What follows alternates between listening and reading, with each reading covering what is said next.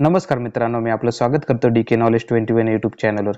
मित्रांनो, आज आपण या व्हिडिओमध्ये नागपूर जिल्हा परिषदेमधील ग्रामसेवक या पदाचा जो काही रिझल्ट लागला होता, त्यामध्ये जे विद्यार्थी पात्र झाले आहेत त्या विद्यार्थ्यांची डॉक्युमेंट व्हेरिफिकेशनची तारीखही जाहीर झाली आहे। तेच आज आपण या व्हिडिओमध्ये डिटेलमध्ये बघणार आहोत। पण त्याआधी तुम्ही जर नवीन असाल तर आपल्या डीके नॉलेज 21 यूट्यूब चॅनल नक्की सबस्क्राईब करा आणि शेजारची बेल आयकॉन नक्की प्रेस करा, जेणेकरून तुमचे असेच महत्त्वाचे अपडेट मिस होणार नाही। आणि मित्रांनो, तुमचा एक सबस्क्राईब आणि एक लाईक आमच्यासाठी खूप महत्त्वाचा आहे। त्यासाठी प्लीज आपले चॅनल सबस्क्राईब करा आणि व्हिडिओला लाईक आणि शेअर करायला विसरू नका।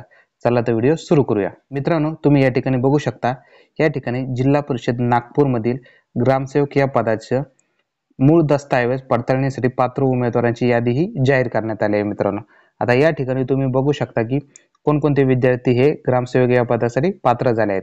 आता तुम्ही व्हिडिओ पॉज करून बघू शकता की कोणकोणते विद्यार्थी हे यासाठी पात्र झाले आहेत। आणि तुम्हाला जर ही पीडीएफ जर बघायची असेल तर मी आपल्या टेलिग्राम चॅनल ती टाकली आहे, त्या ठिकाणी जाऊन तुम्ही ती बघू शकता। आणि आपल्या टेलिग्राम चॅनलची लिंक मी व्हिडिओच्या डिस्क्रिप्शन मध्ये देत आहे, त्या ठिकाणी जाऊन तुम्ही आपलं टेलिग्राम चॅनल हे जॉईन करू शकता। आता या ठिकाणी जर डिटेलमध्ये जर बघितलं तर तुम्ही व्हिडिओ पॉज करून बघू शकता की कोणत्या विद्यार्थ्याचे नाव आहे।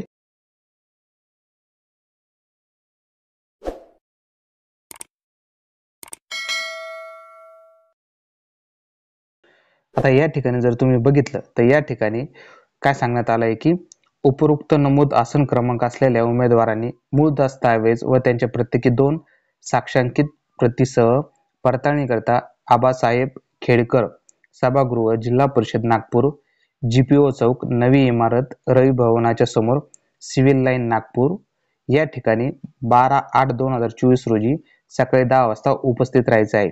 म्हणजेच नागपूर जिल्हा परिषदेमध्ये ग्रामसेवक या पदाचा जे काही डॉक्युमेंट व्हेरिफिकेशन होणार आहे ते 12/8/2024 ला होणार आहे आणि त्या दिवशी सकाळी 10 वाजता त्या ठिकाणी उपस्थित राहायचं आहे। गुणाच्या व प्रवर्गाच्या आधारामुळे दस्तावेज तपासणीसाठी बोलवण्यात आले आहे।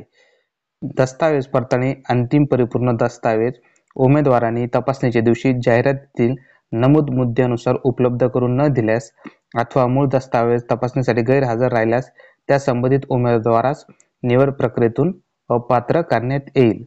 त्यानंतर दस्तावेज तपासणीकरता आवश्यक कागदपत्रांची यादी ही नागपूर जिल्हा परिषदेच्या संकेतस्थळावर उपलब्ध करण्यात आली आहे। त्यानंतर मूळ दस्तावेज तपासणीस उपस्थित राहण्याकरता कोणताही प्रवास भत्ता दिला जाणार नाही।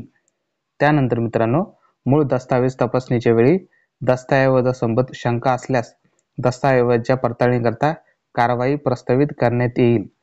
त्यानंतर अर्जात नमूद केले सर्व मूळ दस्तऐवज व त्याच्या प्रत्येक 2 साक्षांकित प्रतीसह वेळेवर उपस्थित राहणे आवश्यक असणार आहे।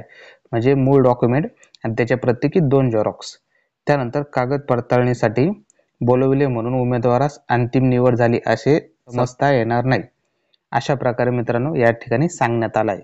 अशा प्रकारे तुम्हाला जर ही इन्फॉर्मेशन आवडली असेल तर व्हिडिओला लाईक करा, शेअर करा आणि आपल्या डीके नॉलेज 21 यूट्यूब चॅनल नक्की सबस्क्राईब करा, जेणेकरून तुमचे असेच महत्त्वाचे अपडेट मिस होणार नाही। धन्यवाद।